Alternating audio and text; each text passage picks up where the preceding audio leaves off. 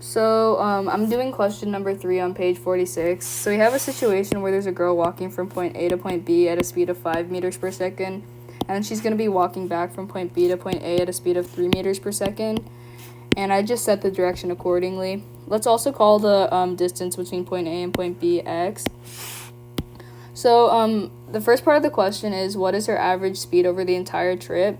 And we know that velocity is equal to distance over time, but in this case, we're going to be considering speed, which is just the magnitude of velocity, or like the positive value of velocity, because it's scalar. And then, we split this question up into 2 parts, right? The first part of her trip and the second part of her trip. So then, we're going to be doing solving for the time of the first part of her trip. So we can plug in the values we have.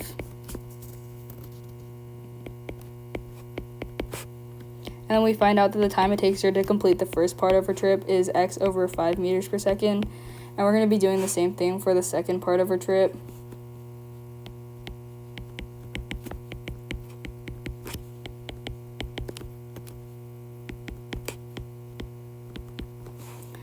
So then, this is what we have for the amount of times it takes her to complete the first part of her trip and the second part of her trip.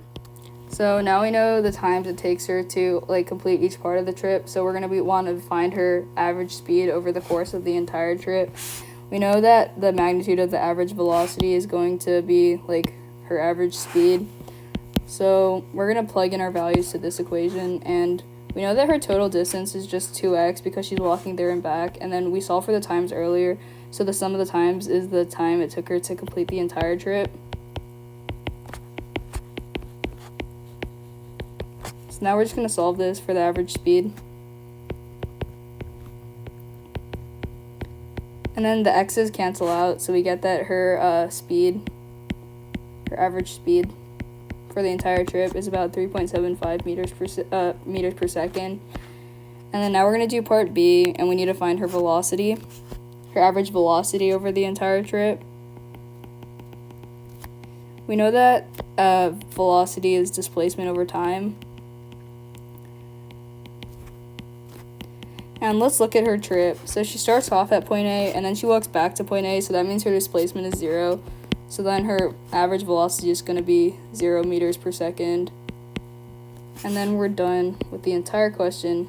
And then that girl got her exercise in too. Woohoo!